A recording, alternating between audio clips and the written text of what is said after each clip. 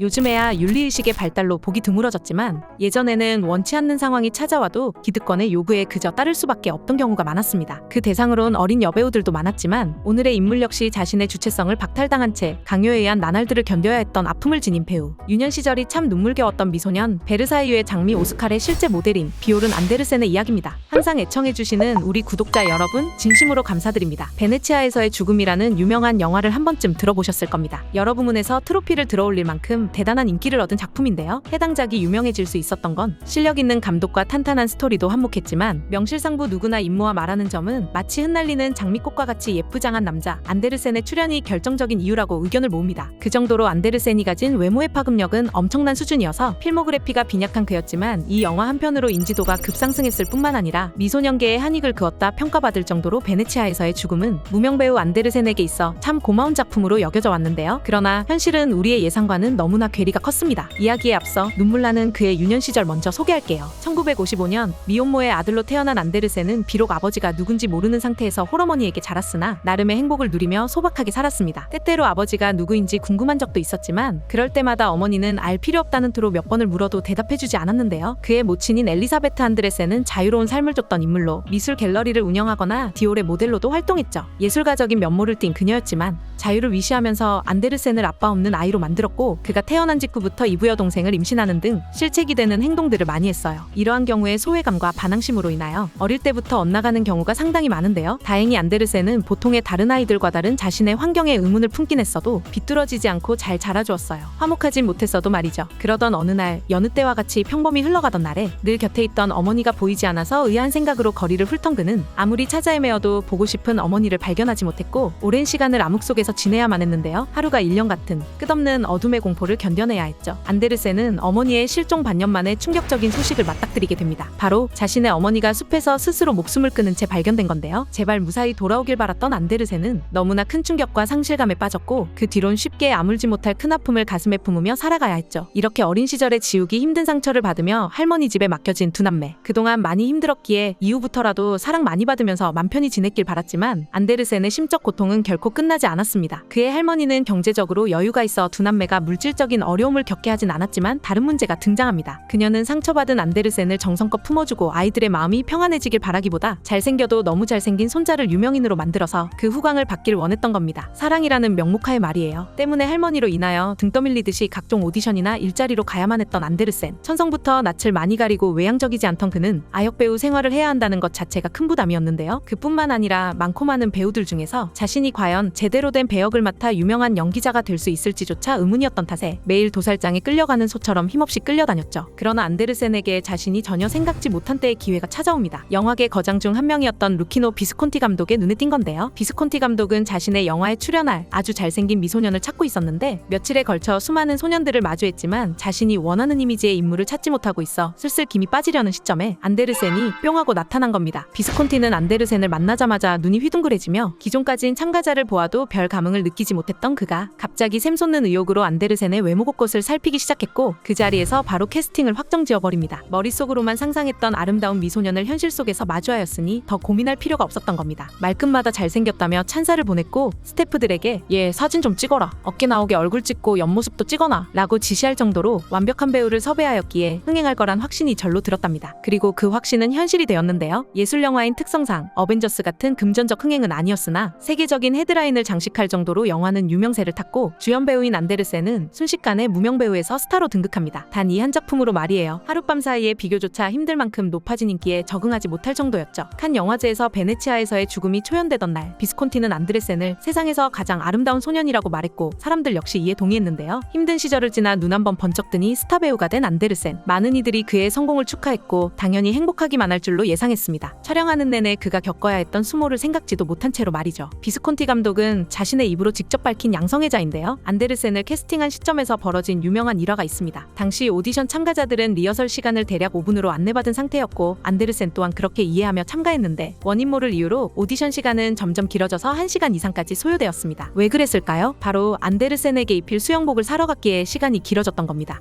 참 쌈박한 이유죠. 이때 감독은 이미 안데르센을 주인공으로 염두에 두고 영화 속 수영복신을 미리 연출해보려는 의도였던 것 같지만 수줍음이 많은 안데르센은 오디션장에서 생각지도 못한 탈의로 많이 당황스러웠을 것 같네요. 뿐만 아니라 때때로 이유 없이 속옷 차림으로 사진을 촬영할 것을 강요받았는데 무엇보다 무명의 어린 배우였기에 강압적인 분위기 속에서 의견을 피력하기 쉽지 않았던 탓에 마치 목줄을 차고 끌려다니는 모양새였답니다. 그 현장을 목격한 관계자에 의하면 그때 안데르센은 돌로 깎아 만든 듯한 얼굴을 하고 있었다 밝혀 더욱 안타까움을 자아냈죠. 감독은 또 촬영하는 동안은 프로페셔널한 자세로 안데르센을 대해주었지만 카메라가 꺼지고 하루 일과가 마무리된 이후엔 같은 사람이 맞나 싶을 정도의 완전히 다른 태도를 보였는데 넌 나와 게이바에 가야 한다며 끔찍한 강요를 일삼았고 미성년자 착취에 해당하는 짓들을 벌였으며 한 해가 지난 이듬해에 비스콘티가 오디션 날을 언급하면서 그에게 말하길 그때가 더 예뻤어. 이미 나이가 한 살 더 많고 키가 더 커졌기 때문에 덜 아름답네. 허허 따위의 역겨운 소리를 일삼았습니다. 이렇게 즐거울 것만 같은 화려함의 이면속 안데르센이 받고 있던 고통은 이루 말할 수 없었는데요. 여기에 또 다시 할머니의 강요로 일본행 비행기에 탑승해 낯선 동아시아에서 강제로 활동해야 했던 그는 이번에도 인기가 엄청나다는 수준을 넘어서 아예 일본의 미소년이란 장르를 만들 정도의 폭발적인 데이트를 기록합니다만 이 역시도 본인이 원했던 것이 아니었던 터라 힘들기만 했고 아직 보호받고 교육을 받아야 할 나이임에도 수입원을 발견한 어른의 강요에 끌려다니며 계속 가스라이팅 당했답니다. 또 가위를 휘두르며 머리카락을 잘라내려고 하는 정신병 섞인 소녀들에게 쫓기기 다반사였고 에이전트와 매니저들이 정체불명의 약을 먹여 끊임없이 대중 앞에 나서는 일정을 소화해내게끔 강압적으로 활동을 지속시켰죠. 이렇게 진작 피폐해져도 이상할 게 없는 어두컴컴한 생활을 이어나간 안데르센. 거의 자포자기했다 싶은 힘겨운 나날들을 견뎌낸 후 세월은 흐르고 흘러 어느새 아름답던 얼굴에 주름이 지고 백발이 다 된 지금 그때를 회상하면서 밝히길 나는 떠도는 트로피 같은 기분이었습니다. 여전히 그 시간에 대해선 이야기하고 싶지 않군요. 그 소녀는 항상 할머니의 애정을 갈구했지만 할머니는 유명한 손자를 원했습니다. 그리고 할머니는 손자의 아름다움에서 이익을 얻기 위해 그를 부유한 사람들과 어울리도록 밀어붙이기도 했죠. 다행스럽게도 노년의 안데르센은 평화로운 나날을 보내고 있는 것으로 전해집니다. 원래부터 좋아하던 음악 활동을 하면서 평범한 할아버지처럼 손녀를 보는 것이 그의 즐거움이라 하는데요. 두 번 다시 어른들의 욕망으로 인하여 희생되는 어린 소년소녀들이 없기를 바라면서 오늘의 인물 상점은 이만 닫겠습니다. 그럼 또 봅시다. 안녕.